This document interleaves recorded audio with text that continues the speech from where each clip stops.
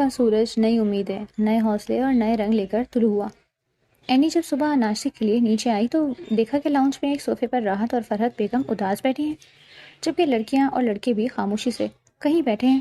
بابا جان اور نانو تو کمرے سے ہی نہیں نکلے، جبکہ عادل اور عدیل صاحب کا بھی کوئی نام و نشان نہیں تھا۔ ایسے تو نہ تھے وہ لوگ کہ چپ چاپ گمسم بیٹھے رہیں۔ اینی کو یہ دیکھ کر سخت بے چینی اور دکھ نے گھیرا کہ سب اس کی وجہ سے اداس بیٹھے ہیں۔ پہلے جہاں لاؤنج میں ناشتے کے وقت کھلکھلاہٹیں گونجتی تھیں، آج وہاں سناٹا چھایا تھا۔ وجہ کون تھی؟ اینی ہی نا۔ اینی نے گہرا سانس لیا اور اونچی آواز میں سب کو گڈ مارننگ کہا۔ Good morning every one. بھائی کیا ہوا ہے؟ سارے کیوں چپ کر روزہ رکھ کے بیٹھے ہیں؟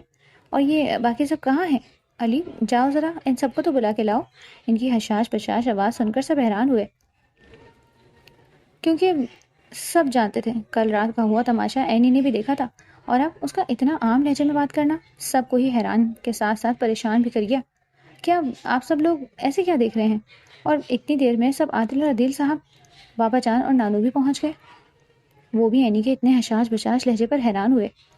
گھر میں شادی ہے اور ہر جگہ افسردگی چھائی ہے، کوئی رونق میلہ نہیں، کوئی دھوم دھڑکا نہیں، کوئی گانا شانا، کوئی ڈانس کی پریکٹس، کچھ بھی نہیں ہو رہا یہاں۔ اینی نے افسوس سے سر ہلاتے ہوئے کہا۔ اینی نے ایک دم سے ملازموں کو آواز دے کر اکٹھا کیا۔ کرمو چاچا، کرینہ بوا۔ سب اینی کی آواز سن کر لائن میں جمع ہو گئے۔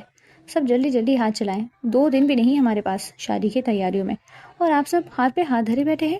اس نے سب کی ٹھیک ٹھاک کلاس لی اور ان سب کو کام پر دوڑایا۔ راحت بیگم اٹھی اور روتے ہوئے اینی کے پاس جا کر اس کے ہاتھ تھام لیے۔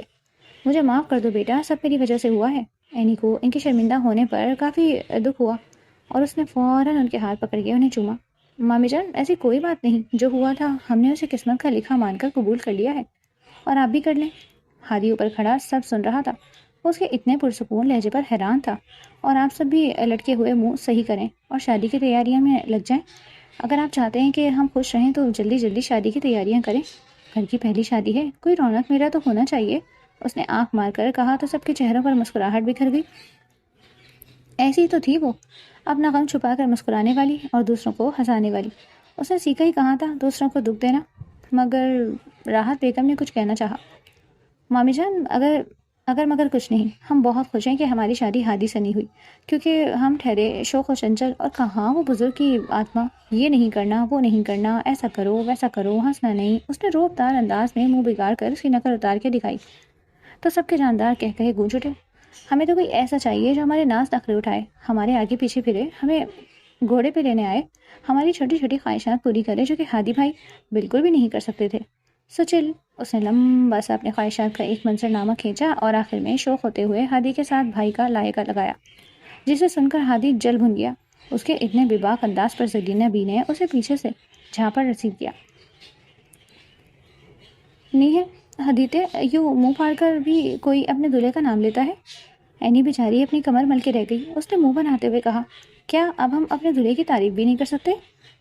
اسے سن کر سب کے چھت پھاڑ کہہ کہے گونجے اور پھر سب شادی کی تیاریوں میں مصروف ہو گئے، جسے دیکھ کر اینی کے دل کو سکون پہنچا۔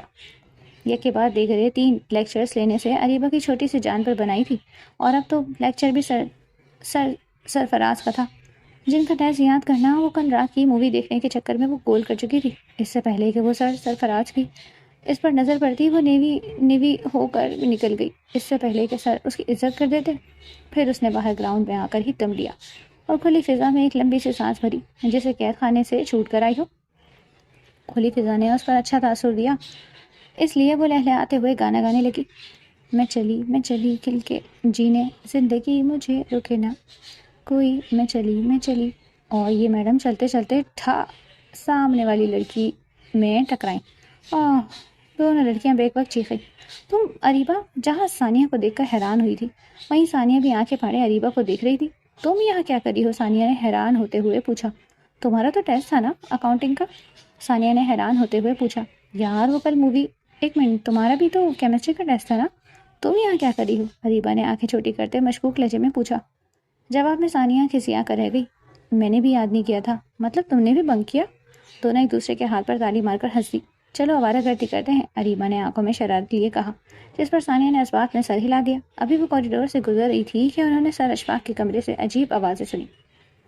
دونوں نے پہلے ایک نظر ایک دوسرے کو دیکھا، پھر دروازے کو ہلکا سا کھول کر اس کی جھرری میں سے اندر تاکہ جھانکی کرنے لگی اور اندر جو ان کو دیکھنے کو ملا وہ ناقابل یقین تھا. دونوں کی آنکھیں حیرت سے پھٹی رہ گئی. بے یقینی تھی. سر اشفاق جو بچوں سے اتنا پیار کرتے تھے اور سب بچوں کے فیوریٹ تھے، ان کا اتنا گھناؤنا روپ دیکھ کر دونوں ہی شاکڈ رہ گئے. سر اشفاق اندر ایک لڑکی کو جنسی ہراساں کر رہے تھے اور لڑکی اپنے بچاؤ کے لیے گھٹ گھٹ کے رو رہی تھی. حد تو یہ تھی کہ وہ چیخ بھی نہیں سکتی تھی. جب سر اشفاق کو کچھ معمولی سا محسوس ہوا تو انہوں نے جھٹکے سے دروازہ کھولا اور ثانیہ اور اریبہ کو دیکھ کر ان کے چہرے پر شیطانی چمک ابھری. ثانیہ اور اریبہ کا ہکا بکا رہ گئی. سر نے دونوں کو اندر کھینچا اور دروازہ لاک کر دیا. سر یہ آپ اچھا نہیں کر رہے، ہم پرنسپل کو بتائیں گے، اریبہ نے نیڈر لہجے میں کہا. او آئی سی، تو کیا کہیں گی آپ؟ ہم سب بتا دیں گے کہ کیسے آپ لڑکیوں کو ٹارچر کرتے ہیں. اور کیا پرنسپل صاحب آپ کی بات پر یقین کر لیں گے؟ بالکل نہیں، بلکہ میں انہیں یہ دعویٰ کروں گا کہ آپ دونوں کیریکٹر لیس لڑکیاں ہیں جو غیر مردوں کو اپنی طرف راغب کرتی ہیں. تو پرنسپل صاحب کس کی بات پر یقین کریں گے؟ آپ اسٹوڈنٹس پر یا مجھ جیسے انسان پر جس پر سب اندھا اعتماد کرتے ہیں؟ ثانیہ اور اریبہ دونوں شش و پنج میں پڑ گئیں. آگے کنواں تھا تو پیچھے کھائی. دونوں باہر بھاگنے لگیں تو سر دروازے کے آگے کھڑے ہو گئے. نا نا نا نا نا میری بلبل، اتنی جلدی نہیں. یہاں آتا تو ہر کوئی اپنی مرضی سے ہے، مگر جاتا میری مرضی سے، سر اشفاق نے مکروہ لہجے میں کہا اور ان دونوں کے ساتھ کھٹا کھٹ تصویریں کھینچ لی. یہ سب اتنی آنن فانن ہوا کہ دونوں احتجاج بھی نہیں کر سکی. دونوں کے ہی چہرے خوف سے پیلے پڑ چکے تھے. فوٹو شاپ کا نام تو سنا ہوگا نا تم لوگوں نے. اب ان تصویروں میں اگر کچھ رد و بدل ہو جائے تو کوئی بڑی بات نہیں. سر اشفاق نے تو ان کی تصویروں کو لگے ہاتھ ہی شرمناک تصویروں میں تبدیل کر دیا کہ دونوں کی آنکھیں حیرت سے باہر آ گئیں اور وہ دونوں ڈر سے رونے لگی. سر پلیز یہ تصویریں ڈیلیٹ کر دیں، ہم کسی کو کچھ نہیں بتائیں گے، دونوں نے روتے ہوئے کہا. مگر سر اشفاق تو کچھ اور ہی سوچے بیٹھے تھے. کر دوں گا مگر ایک شرط پہ، دونوں نے پوچھا. کیا تم لوگوں کو آج رات میرے بتائے گئے ایڈریس پہ آنا ہوگا، تبھی یہ تصویریں ڈیلیٹ کروں گا. وہ دونوں خوف سے تھر تھرانے لگی. اگر تم لوگ نہ آئے تو کل یہ تصویریں سوشل میڈیا پر وائرل کر دوں گا، سر اشفاق نے ان دونوں کو دھمکاتے ہوئے کہا. اب جاؤ یہاں سے، آج شام تک کا وقت ہے، ورنہ صبح اپنی عزت کا جنازہ نکلتے دیکھنا. اور دونوں بے جان ہوتے قدموں سے باہر نکلی. ان دونوں کا بی پی خطرناک حد تک لو ہو گیا تھا. کوئی اور بھی تھا جس نے یہ باتیں دروازے کے پیچھے سے سنی تھی، اور ان باتوں کو سن کر اس کی آنکھیں لہو رنگ ہو گئی اور دماغ کی نسیں پھٹنے کے قریب. تمہارا یہاں کیا کام، ایول ڈیڈ؟ وہ جو سر اشفاق کی بیہودہ گفتگو سننے میں مصروف تھا اپنی نام کی پکار پر پیچھے پلٹا. تم یہاں کیا کر رہے ہو؟ ایول ڈیڈ کا لہجہ بتا رہا تھا کہ اس وقت وہ خطرناک حد تک خون کا پیاسا ہو رہا ہے.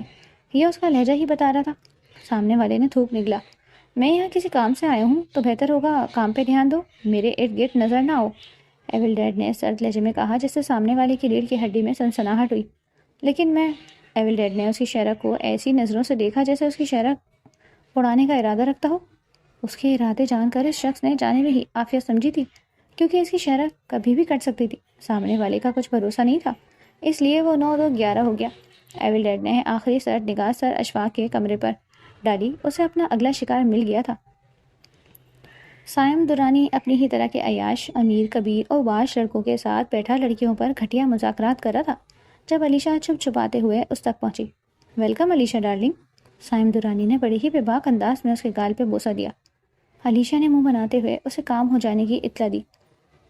دی گریٹ سویٹ ہارٹ، یہ لو، یہ بھی اور لڑکیوں میں بانٹ دینا. اس نے علیشہ کو نئے کام سے آگاہ کیا، جسے علیشہ نے کسی کی نظر میں آئے بغیر اپنے بیگ میں ڈال لیا اور اسے راجر کہتی ہوئی چلی گئی.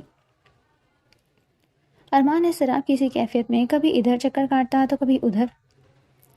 اسے کسی پل چین نہیں آ رہا تھا. ایک تو اینی نے اپنا نمبر بھی سوئچ آف کر رکھا تھا، جو مسلسل ارمان کے غصے کو ہوا دے رہا تھا. کہا بھی تھا اس لڑکی کو کہ میری بات کو نظر انداز مت کیا کرے، مگر اسے پیار کی زبان سمجھ نہیں آتی. لگتا ہے اس کو اپنے ہی انداز میں سمجھانا پڑے گا. ارمان کو جھٹکتے اٹھا اور دروازہ دھاڑ کی آواز سے بند کرتا ہوا نکل گیا. آخر اسے کہاں منظور تھا کہ اس کی ڈال اس سے زیادہ کسی کو امپورٹنس دے. اب اینی کو اپنے کیے کا خمیازہ بھگتنا تھا، کیونکہ اس نے انجانے میں ارمان کے اندر جنونی انسان کو جگا دیا تھا. اینی کے اصرار پر افنتی ہاؤس میں ڈھولکی رکھی گئی. سب لڑکیوں اور لڑکوں نے اپنے قریبی دوستوں کو بلایا. وسیع لاؤنج میں ایک طرف لڑکیوں کی ٹولی تھی تو سامنے لڑکوں کی ٹولی. اینی ڈھولکی پر قبضہ جمائے بیٹھی تھی. یار بس کرو، اب ہمیں بھی دے دو، کب سے ڈھول پیٹ کے لوگوں کے کان خراب کر رہی ہو.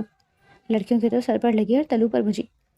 نہ بھائی، تمہارا کیا مطلب ہے کہنے کا، ہم بے سرخ آتے ہیں، مشال نے آسینے چڑھاتے ہوئے کہا. ارے تم تو کافی عقل مند لگتی ہو، کبیر نے مذاق اڑایا. کیا تمہارے کہنے کا مطلب ہے کہ ہمیں گانا نہیں آتا؟ ماہین نے تیوریاں چڑھاتے ہوئے پوچھا۔ اجی صحیح سنا آپ نے، علی نے بیچ میں کودتے ہوئے کہا۔ لڑکیاں تو تب ہی گئیں، تو چلو ہو جائے مقابلہ۔ ماہین میدان میں اتری تو لڑکے بھی کہاں پیچھے رہنے والے تھے، فوراً حامی بھرتے ہوئے لڑنے کے لیے تیار ہوئے۔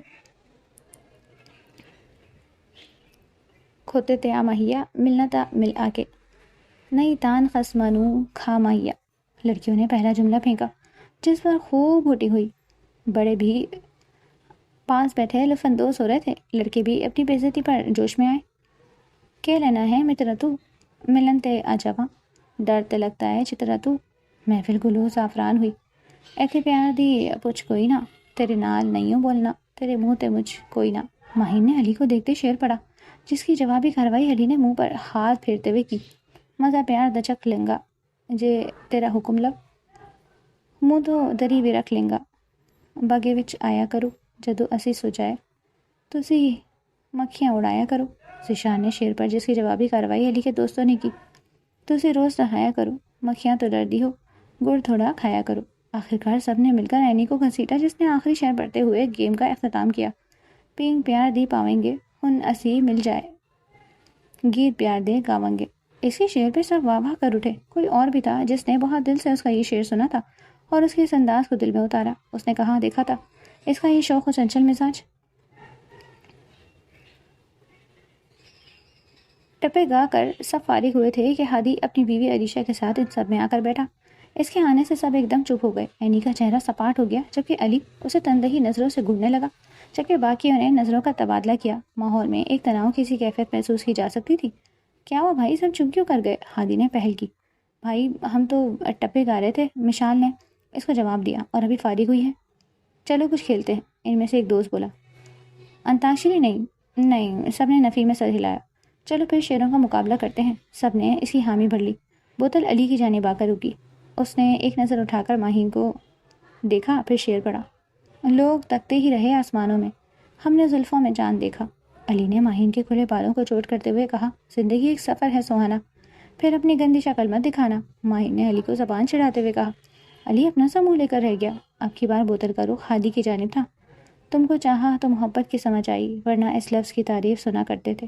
ہادی نے علیشہ کے چہرے کو نظروں کے حصار میں لیتے ہوئے کہا۔ اب کی بار بوتل اینی کے سامنے رکی تھی۔ یار ہمیں نہیں آتا کوئی شعر ویر، مگر سب کے سامنے اس کی ایک نہ چلی۔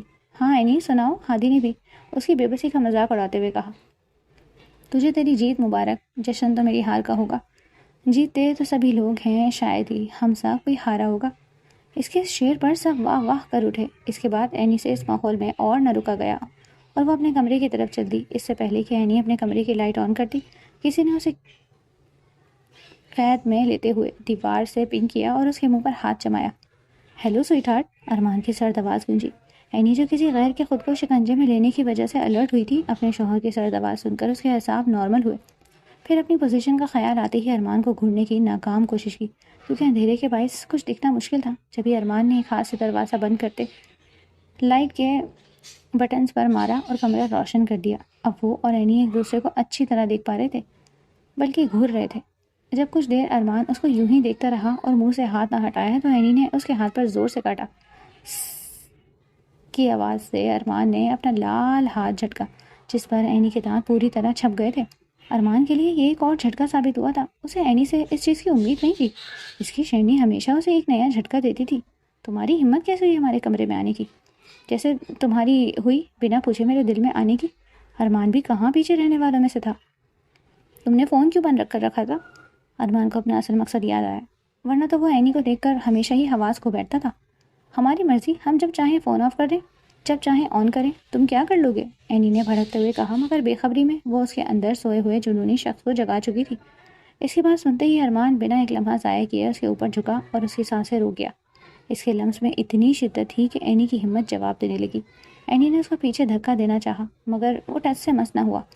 مگر اس کی گرفت میں اور سختی آ گئی، جیسے اس کو یہ عمل کچھ خاص پسند نہ آیا ہو۔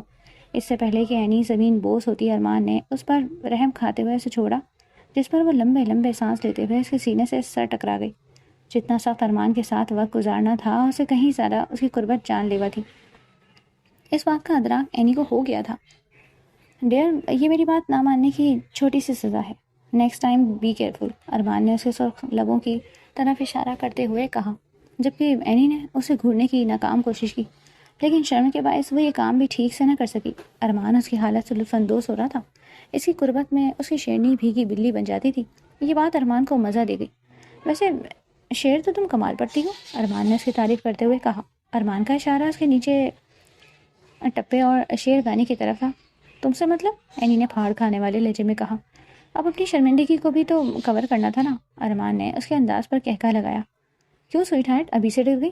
جی نہیں، ڈرتے تو ہم اپنے باپ سے بھی نہیں۔ اس کی بات پر ارمان کا لہجہ سپاٹ ہوا۔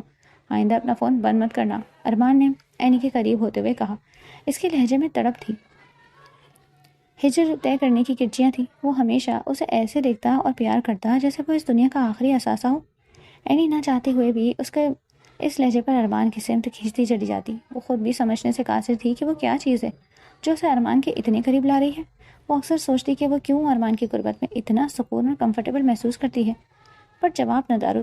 وہ اس کے ماتھے کو چومتا، اس کو ضروری ہدایت دیتا، کھڑکی سے باہر پھلانگ گیا جہاں سے وہ آیا تھا۔ اینی کافی دیر تک اس کو جاتے دیکھتی رہی، یہاں تک کہ وہ چلا گیا، مگر وہ وہیں کھڑی اسے سوچتی رہی۔ اریبہ اور ثانیہ گھر کیسے پہنچی تھی یہ تو بس وہ ہی جانتی تھی۔ آنے والے وقت کا سوچ کر دونوں کی جان نکلی جا رہی تھی۔ دونوں سب سے چھپ چھپاتے ہوئے کمرے میں بند ہوئے۔ ثانیہ کو تو سخت بخار نے آ گھیرا تھا، وہ بستر پہ نیم دراز ہو گئی، جبکہ اریبہ ادھر ادھر چکر کاٹنے لگی۔ اریبہ اب ہم کیا کریں گے؟ ثانیہ نے رودے ہوئے لہجے میں کہا۔ دادا جان کو پتہ چل گیا تو وہ ہماری ٹانگیں توڑ کر ہمیں گھر بٹھا دیں گے۔ ارمان بھائی سے بھی مدد نہیں لے سکتے، آخر کریں تو کریں کیا؟ اسی سوچ بچار میں شام ہو گئی۔ اب تو ان دونوں کی حالت اس قربانی کے بکرے جیسی تھی جس کی قربان ہونے میں چند ہی لمحے رہتے ہوں۔ ثانیہ تو گھبراہٹ کے مارے روئے جا رہی تھی، جبکہ اریبہ ایک فیصلہ کرتے ہوئے ارم کے کمرے کی جانب بڑھی۔ اریبہ بنا نوک کیے ارم کے کمرے میں داخل ہوئی۔ ارم جو بیڈ پر الٹا لیٹے کھلکھلاتے ہوئے کسی سے فون پر گفتگو میں محو تھا، اریبہ کی آمد پر فوراً کال کاٹتے ہوئے سیدھا ہوا۔ تمہیں تمیز نہیں کسی کے کمرے میں آنے کی ڈفر؟ ارم اس کے منہ پر دھاڑا۔ اریبہ اس کی بات کو نظر انداز کرتے ہوئے اپنے کہنے لگی، ارم مجھے تمہاری مدد چاہیے۔ اس کا چہرہ ستا ہوا لگ رہا تھا۔ کیوں، گھر میں سارے مر گئے ہیں جو تمہیں میری مدد کی ضرورت پڑ گئی؟ ارم تندہی لہجے میں بولا۔ ارم پلیز میری بات سمجھنے کی کوشش کرو۔ ارم اس کے پریشان لہجے کو سرے سے ہی نظر انداز کر گیا۔ اسے اپنے کال کٹ جانے کا غصہ تھا، کسی پر تو نکالنا تھا نا۔ چلو نکلو، پتہ نہیں کہاں سے آ جاتے ہیں، خود کو تو کوئی کام نہیں اور دوسروں کو کوئی کام کرنے نہیں دیتے۔ ارم نے اس کا بازو کھینچتے ہوئے اسے باہر نکالا اور منہ پر ٹھا دروازہ بند کر دیا۔ اریبہ اتنی بے عزتی پر خون کی گھونٹ پیتی رہ گئی۔ اب تو کوئی چارہ نہیں تھا سوائے سرفراز کے پاس جانے کے، نہیں تو کل کو وہ دونوں سرے بازار بے عزت کر دی جاتی۔ شام کا وقت تھا، جہاں پرندوں کا غول اپنے گھروں کے سمت جا رہا تھا، وہیں خاموش اور تاریک راستے میں ایک سیٹی کی دھن ارتعاش پیدا کری تھی۔ کوئی تھا جو سیٹی کی دھنیں بجاتے ہوئے آہستہ آہستہ نوک کی سیدھ میں چلتا جا رہا تھا، جیسے شیر اپنے شکار کی طرف بڑھتا ہے۔ اس کے ہاتھ میں اس کا ہتھیار تیار تھا۔ ثانیہ اور اریبہ آگے پیچھے چلتی ہوئی سیڑھیاں اتر رہی تھیں۔ جیسے ہی وہ گھر سے باہر نکلنے لگی، بلقیس بیگم ان کی نگاہ پڑ گئی۔ آئے ہائے لڑکیوں، اتنی شام ڈھلے کہاں جا رہی ہو؟ بلقیس بیگم نے منہ پر ہاتھ رکھتے ہوئے کہا۔ اریبہ اور ثانیہ نے ایک دم آنکھیں میچی، جیسے پکڑے جانے کی امید نہ ہو، اور پھر ایک دوسرے کو دیکھا، آنکھوں ہی آنکھوں میں اشارے کیا اور بلقیس بیگم کی طرف مڑی۔ پھوپھو، ہمارا ضروری ٹیسٹ ہے، اسی کے سلسلے میں دوست سے نوٹس لینے جا رہے ہیں، تو کسی کو ساتھ لے کر جاؤ نا، منہ اٹھا کر اکیلے جانے کی کیا ضرورت ہے؟ بلقیس بیگم نے ان کے لتے لیے۔ ثانیہ تو رونے والی ہو گئی، پہلے ہی سرفراز کی ٹینشن اور اوپر سے پھوپھو کی مشکوک نگاہیں۔ پھوپھو، ساتھ والے بلاک میں ہی اس کا گھر ہے، ہم یوں گئے اور یوں آئے۔ یہ کہتے ہی اریبہ ثانیہ کا ہاتھ پکڑتے ہوئے رفو چکر ہو گئی۔ بھلائی کا تو کوئی زمانہ نہیں، ہو نہ ہو ضرور کوئی چکر ہے، میں بھی اڑتی چڑیا کے پر گن لیتی ہوں، بلقیس بیگم نے شیطانی دماغ دوڑاتے ہوئے کہا۔ ثانیہ اور اریبہ اپنے مطلوبہ ایڈریس پر پہنچ چکی تھی۔ یہ ایک فلیٹ کا ایڈریس تھا جو کہ ایک بلڈنگ میں 3rd فلور پر منحصر تھا۔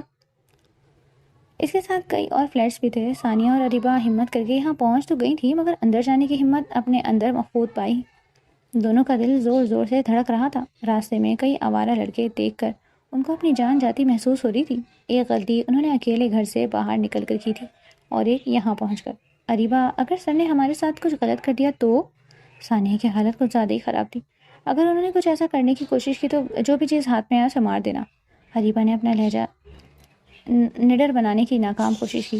انہوں نے مطلوبہ جگہ پہنچ کر دروازے کی بیل بجائی، جو کہ اگلی ہی لمحے کھل گیا، جیسے آنے والا ان کی آمد سے باخبر ہو۔ آئیے، آپ کا انتظار تھا، سرفراز نے نہایت بےہودہ لہجے میں انہیں خوش آمدید کہا۔ جو کہ دونوں کو ہی اپنا موت کا پروانہ لگ رہا تھا۔ ان دونوں نے نہ چاہتے ہوئے بھی اندر قدم رکھا۔ سرفراز نے ان کے اندر آتے ہی دروازہ لاک کر دیا۔ سر یہ آپ کیا کر رہے ہیں؟ ثانیہ نے سہمے ہوئے لہجے میں کہا۔ ابھی تو رات باقی ہے، ابھی تو بات باقی ہے، سرفراز نے ہنستے ہوئے کہا۔ ان کے لہجے پر دونوں اندر ہی اندر ڈر گئیں۔ سر آپ نے ہمیں یہاں آنے کا کہا تھا، اب ہم آ گئے ہیں تو پلیز ہماری تصویریں ڈیلیٹ کر دیں، اریبہ نے لحاظ برائے طاق رکھتے ہوئے کہا۔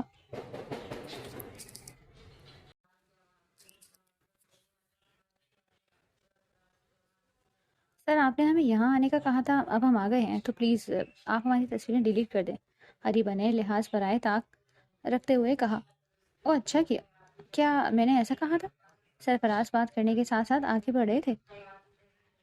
یہ رہا فون اور یہ رہی تصویریں، لو اور آخر ڈیلیٹ کر لو۔ سر نے انہیں فون سے تصویریں مٹانے کی آفر کی۔ اریبہ لرزتے قدموں سے آگے بڑھی۔ اس سے پہلے کہ وہ فون پکڑتی، سرفراز نے اپنا ہاتھ اوپر کر لیا۔ پہلے معاوضہ، سر نے اس کے اوپر گہری نگاہ ڈالتے ہوئے کہا۔ اریبہ بچی تو نہ تھی جو ان کی بات کا مفہوم نہ سمجھتی۔ اس سے پہلے کہ اریبہ پیچھے ہٹتی، سر نے اس کا بازو دبوچا اور اسے صوفے پر گھسیٹا۔ اریبہ کے منہ سے بے اختیار چیخ نکلی، جبکہ ثانیہ زور و شور سے رونے لگی۔ اس سے پہلے کہ سرفراز اس کا دوپٹہ دبوچ دے، ثانیہ نے پیچھے سے ان کا کالر کھینچا۔ ان کو تو نہ کوئی اثر نہ ہوا، لیکن اس حرکت پر انہوں نے ثانیہ کو ایک تھپڑ ضرور جڑ دیا، جو کہ اس نازک مزاج لڑکی کو کافی بھاری پڑا تھا، اور وہ لڑکھڑا کر پیچھے گری۔ اس سے پہلے کہ سرفراز اپنے ناپاک ارادوں میں کامیاب ہوتے، باہر کا دروازہ دھاڑ سے ٹوٹا اور کوئی اندر داخل ہوا۔ اس اجنبی کے ہونٹوں پر مخصوص دھن بج رہی تھی۔ اس اجنبی کا چہرہ نقاب اور ہوڈ سے ڈھکا تھا۔ جہاں سرفراز کسی اجنبی کی آمد پر ہکا بکا رہ گئے تھے، وہیں ثانیہ اور اریبہ نے روتے ہوئے رب کا شکر ادا کیا۔ اے کون ہو تم اور اندر کیسے آئے؟ چلو نکلو یہاں سے۔ سرفراز دھاڑتے ہوئے اس کی طرف بڑھے۔ اس سے پہلے کہ وہ اس کے قریب پہنچتے، ایک گلاس سینے پر پڑتے ہی وہ لڑکھڑا کر پیچھے جا پڑے۔ حملہ اتنا شدید تھا کہ وہ کافی دیر اٹھ نہ پائے، جبکہ ثانیہ، اریبہ اور دوسرے کے ساتھ لپٹی زور و شور سے رو رہی تھی۔ بول بڈھے، بڑی چربی آ گئی ہے تیرے پر، جو لڑکیاں چھیڑ رہا ہے۔ اس نقاب پوشی سرد آواز فلیٹ میں گونجی۔ اس کی آواز اتنی سخت اور سرد تھی کہ فلیٹ میں موجود تینوں افراد کے دل تھر تھر کانپنے لگے۔ نقاب پوش اپنا ہتھیار گھسیٹتے ہوئے سر کے پاس پہنچا اور گھٹنوں کے بل سامنے جھکا اور ایک جھٹکے میں ہی کالر سے پکڑ کر اسے جینس پر دھکا دیا، چیئر پر۔ وہ ہانپتے ہوئے چیئر پر گرے۔ ان کی ہوائیاں تو اس کے ہاتھ میں موجود ہتھیار دیکھ کر ہی اڑ گئی تھی، جو کہ بظاہر تو دیکھنے میں ایک ہاکی تھی، مگر اس کے اوپر لپٹی خطرناک کانٹوں سے لیس زنجیر ان کا خون خشک کر چکی تھی۔ اریبہ اور ثانیہ نے جیسے ہی ان دونوں کو آپس میں بھیڑے دیکھا تو چپکے سے باہر نکلنے لگی۔ جب اس کی سرد آواز کمرے میں گونجی، خبردار اگر ایک قدم بھی آگے بڑھے تو تم لوگ، ورنہ اس سے پہلے تو تم لوگوں کا بندوبست ہو جائے گا۔ اس کی سخت آواز پر وہ دونوں تھر تھر کانپنے لگی۔ یہ کہتے ہی اس نے اپنا ہاتھ ہوا میں بلند کیا اور اپنے ہتھیار سے سرفراز پر وار کیا۔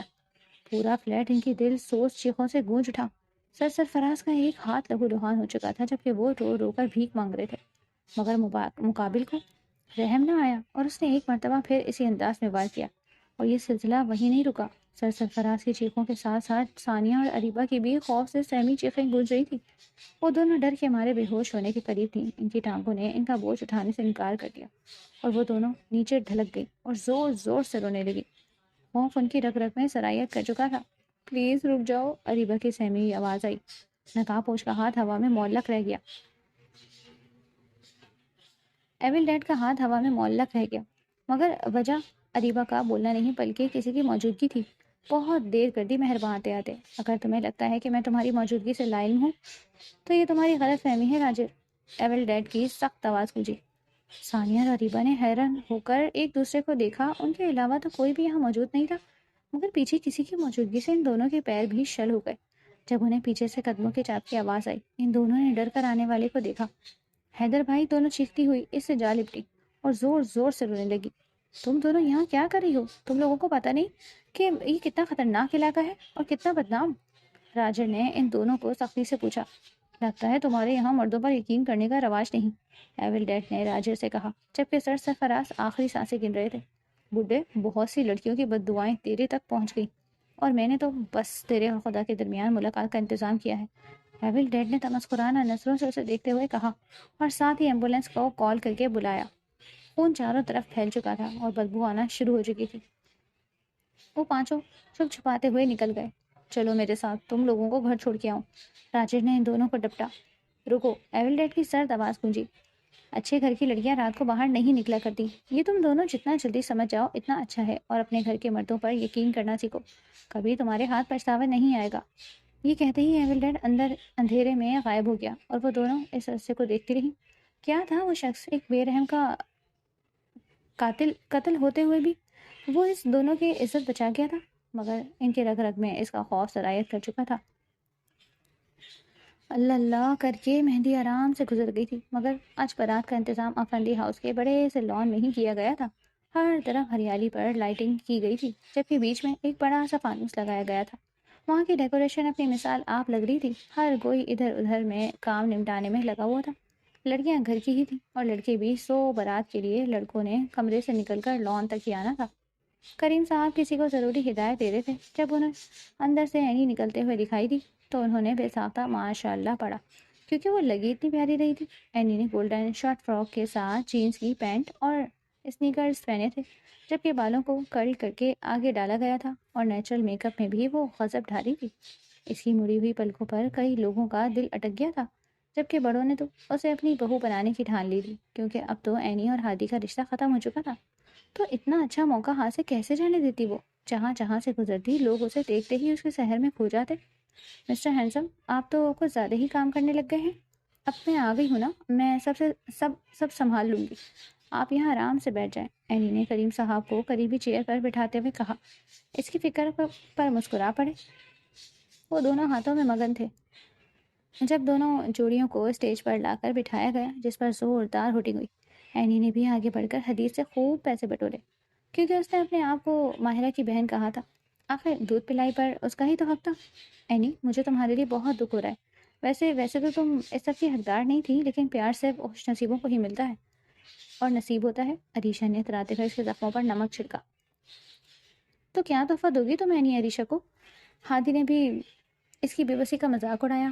سارے سن ہو کر ان دونوں کو دیکھ رہے تھے۔ ہم نے تو اپنی محبت ہی تمہیں دان کر دی، ہادی پورے کا پورا تمہارا، اور تمہیں کیا چاہیے؟ اینی نے لطیف سا طنز کیا، جس پر عریشہ اور ہادی جل بھن گئے، جبکہ علی نے ہنس کر نائس شاٹ کا تھمز اپ کیا۔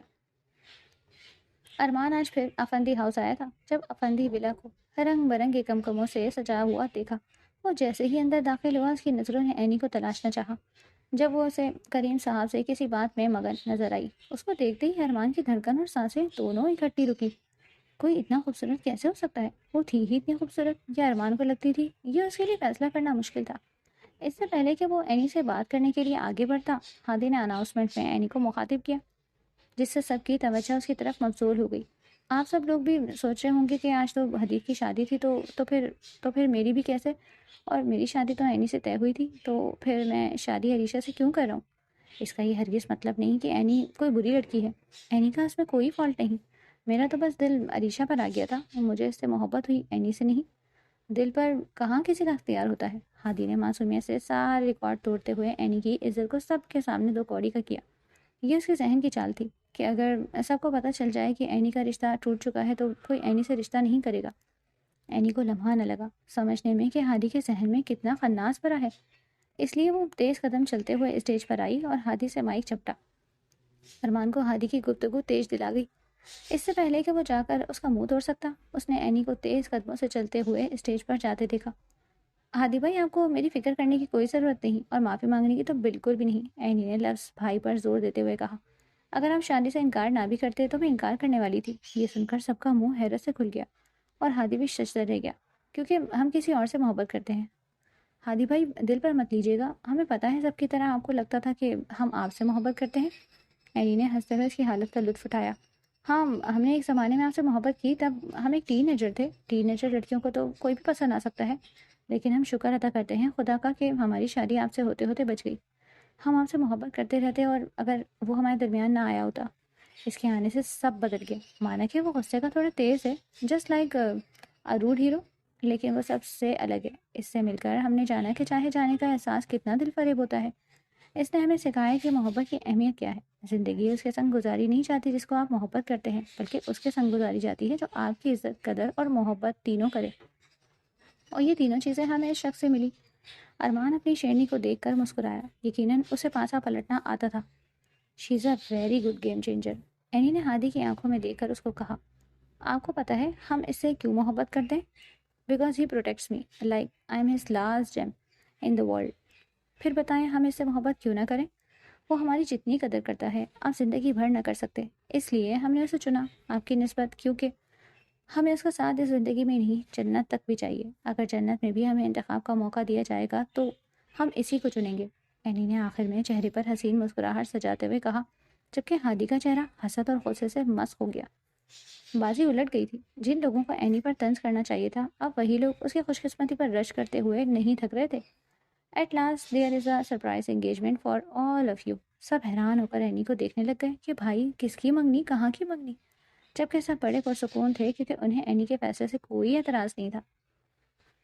سفید حویلی میں سب اس وقت ٹی وی لاؤنج میں برجمان تھے اور نیوز چینل لگائے اینکر کو ایک استاد کے قتل کی خبر پر چلاتے دیکھ رہے تھے. ناظرین، ہم آپ کو بتاتے چلیں کہ مشہور و معروف بلوچستان پرل یونیورسٹی کے استاد سر سرفراز صاحب کا بے رحمانہ قتل کیا گیا، جس پر یونیورسٹی کی انتظامیہ کا اظہار افسوس. اور آپ کو یہ بھی بتاتے چلیں کہ ان کو بے دردی سے موت کے گھاٹ اتارنے کے بعد ان کے خون سے دیوار پر EV لکھا گیا. اسے صاف ظاہر ہوتا ہے کہ ان کا قاتل کوئی اور نہیں بلکہ ایول ڈیڈ ہے، جو کہ پاکستان کے ساتھ ساتھ 8 ملکوں کی پولیس کو مطلوب ہے، لیکن اب تک کوئی اسے پکڑ نہیں پایا، جس نے آج تک لاتعداد قتل کیے ہیں اور ابھی تک مفرور ہے. کون بے حس بندہ ہے جس کو آخرت کا بھی خیال نہیں؟ بلقیس بیگم نے کانوں کو ہاتھ لگاتے ہوئے کہا، جب سب کی نگاہ اندر داخل ہونے والے ثانیہ، اریبہ اور ان کے پیچھے آتے حیدر پر پڑی. جہاں حیدر کو دیکھ کر سب کو خوشگوار حیرت ہوئی تھی، وہیں اریبہ اور ثانیہ کا حال دیکھ کر سب چوکنا ہوئے. حیدر تم کب آئے اور یہ دونوں تمہارے ساتھ کیسے؟ سلمہ بیگم نے بولنے میں پہل کی. السلام علیکم تائی جی، میں آج ہی آیا ہوں اور ان دونوں کو راستے میں کچھ لڑکے چھیڑ رہے تھے تو ان کو میں ساتھ لے آیا. وہ دونوں سر نیچے کیے ہوئے اپنے کمرے کی طرف چل دی. آؤ حیدر، مجھے تم سے کچھ بات کرنی ہے. ارمان نے اسے کمرے میں بلایا. اس کا چہرہ دیکھ کر ارمان بھانپ گیا تھا کہ مسئلہ گمبھیر ہے. کیا ہوا؟ ارمان نے معاملے کی نزاکت جاننے کے لیے پہل کی، جس پر حیدر نے الف تا یہ اسے ساری کہانی بتا دی کہ کیسے ایول ڈیڈ نے ان دونوں کی مدد کی اور حیدر نے موقع پر پہنچ کر انہیں گھر سلامت پہنچایا. ارمان کچھ دیر کے لیے تو کچھ بول نہ سکا، پھر حیدر کو کسی کو نہ بتانے کا عہد لے کر موضوع تبدیل کر دیا. وہ ان دونوں سے بعد میں بات کرنے کا ارادہ رکھتا تھا. سب ایک دوسرے کو حیرت سے تک رہے تھے کہ اچانک کس کی منگنی ٹپک گئی جب اینی نے ان دونوں کو اسٹیج پر بلایا. Ladies and gentleman, please welcome the engagement couple in big round of applause. Ali and Maheen. Ali اور ماہین اینی کی گئی واردات کو سمجھنے کی کوشش کر رہے تھے. علی کا تو منہ ہی کھل گیا، جبکہ ماہین صدمے سے کھڑی اب تک حالات کو سمجھنے کی کوشش کر رہی تھی کہ شادی، اور وہ بھی اسے لنگور سے. علی کے تو خوشی کے مارے دانت اندر ہی نہیں جا رہے تھے.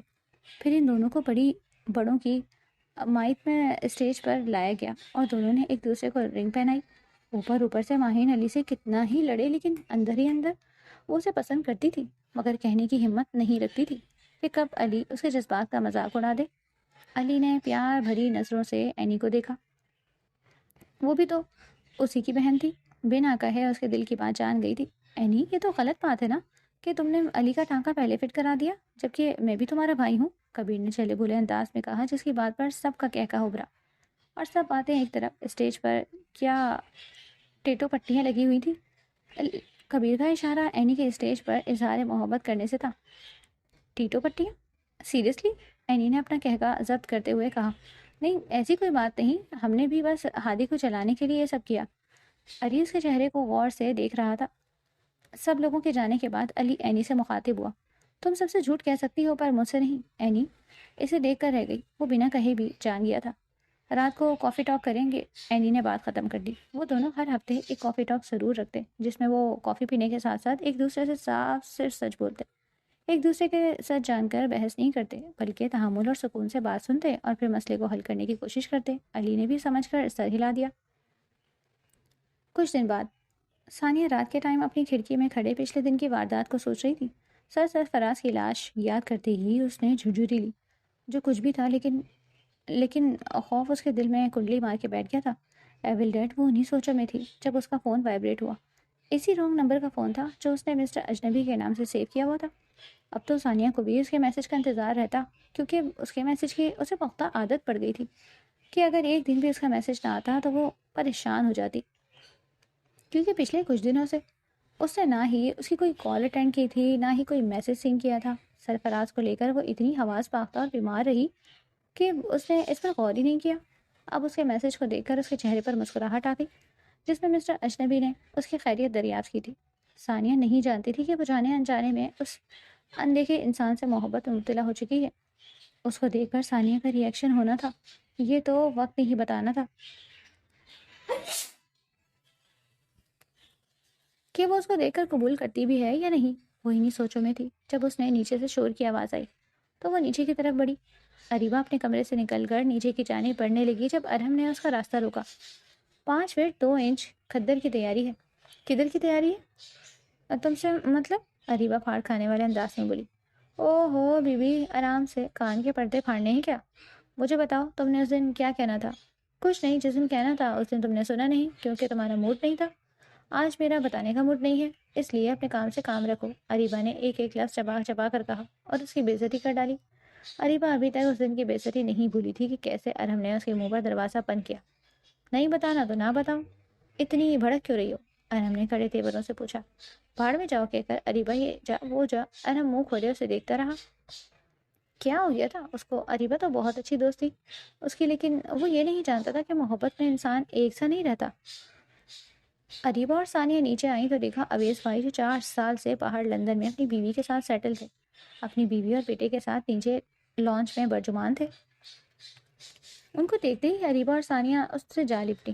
بھائی، ہم نے آپ کو بہت مس کیا، اس چھوٹو جبران کو بھی، ثانیہ نے اس کے 3 سالہ چھوٹے بچے کی طرح اشارہ کرتے ہوئے کہا، جو بہت ہی شریر تھا اور موڈی بھی۔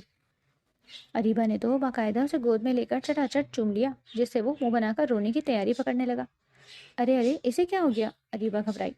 لاڈ صاحب بہت موڈی ہیں، کسی کسی کے پاس ہی آتے ہیں، بلکہ اویس کے علاوہ کسی کے پاس بھی نہیں جاتے۔ یہ تو اپنی ماں کو بھی کم ہی لفٹ کراتے ہیں، فیروزہ اویس کی بیوی نے جلے بھنے انداز میں کہا، جس پر سب کے کہا لگا کر ہنس پڑے۔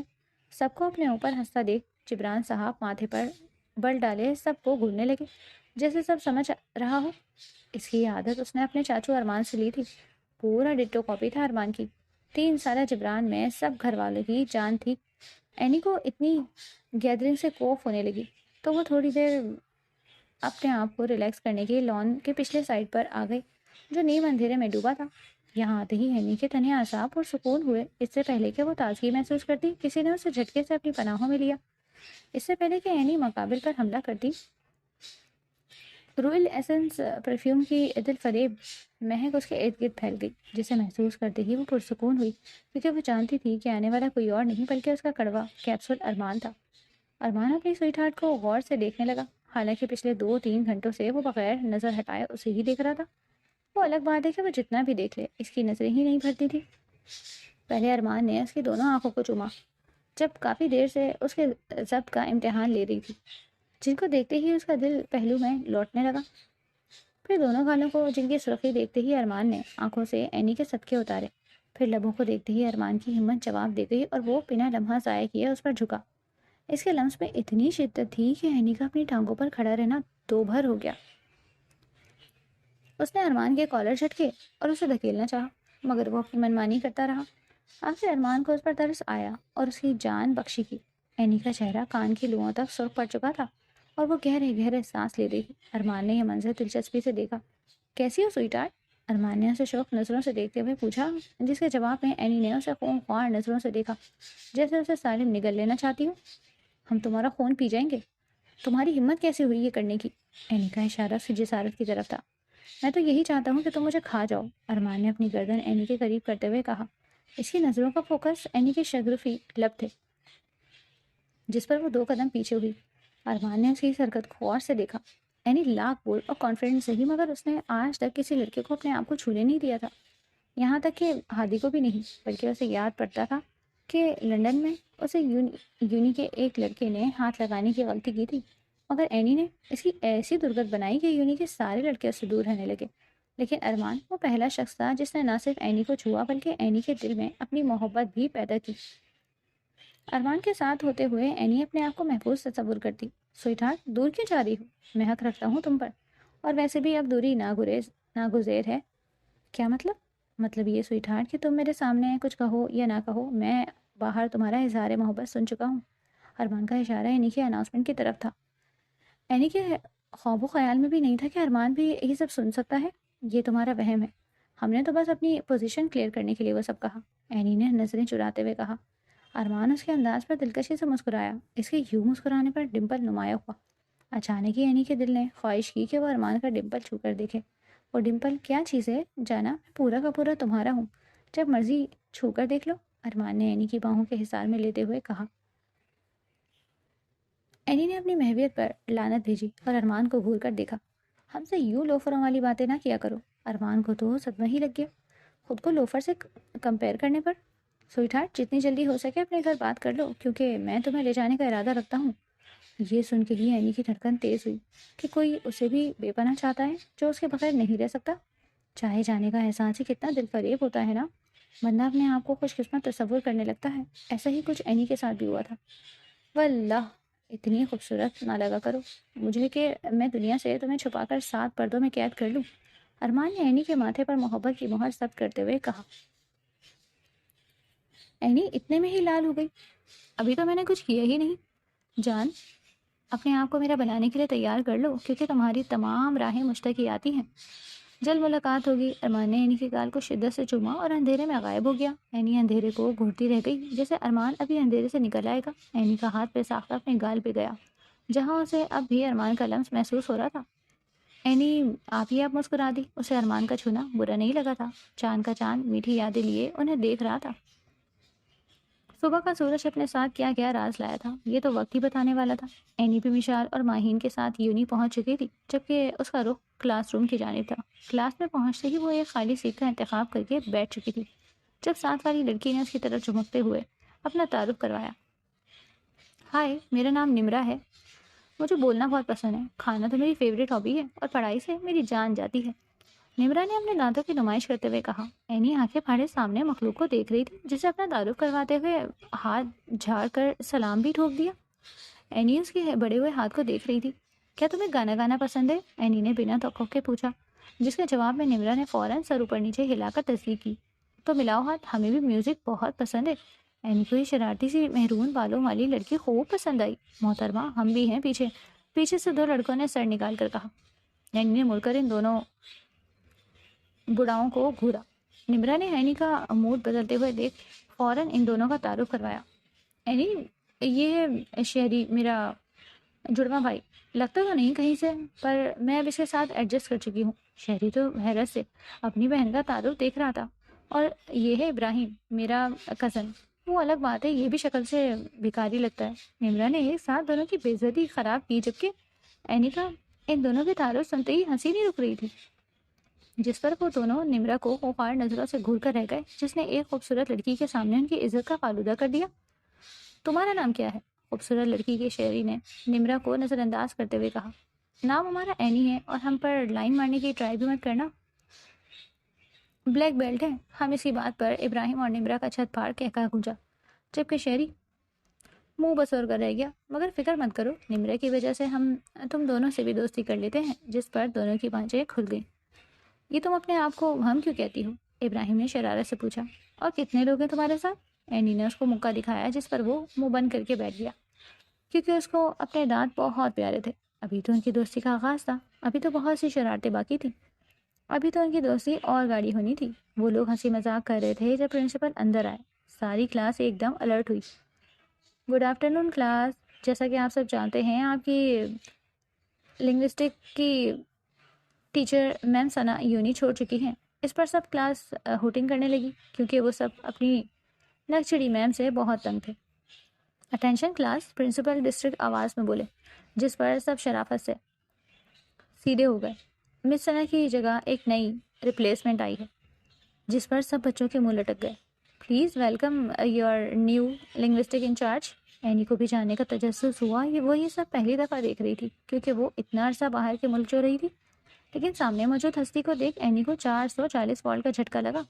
اینی نے شدت سے دعا کی کہ یہ سب خواب ہو، مگر یہ ایک تلخ حقیقت تھی. اینی نے دوبارہ اپنی آنکھوں کو ملا کہ شاید یہ سب دھوکا ہو، مگر یہ حقیقت تھی اور یہ آخری چیز تھی جس کی اینی نے امید نہیں کی تھی. آخر اینی نے کس کو دیکھ لیا تھا؟ کون سی شخصیت تھی وہ؟ نمرا کی انٹری کیسی لگی؟ آپ لوگ اب پہلے کی طرح رسپانس نہیں کرے. میں تو اتنی خوش تھی کہ اب ڈیلی دوں گی پارٹ. اب نیکسٹ بار 30 کمنٹس اور 100 لائکس پر ہی دوں گی. کٹی. آپ لوگ لائک ہی نہیں کرتے. بائے.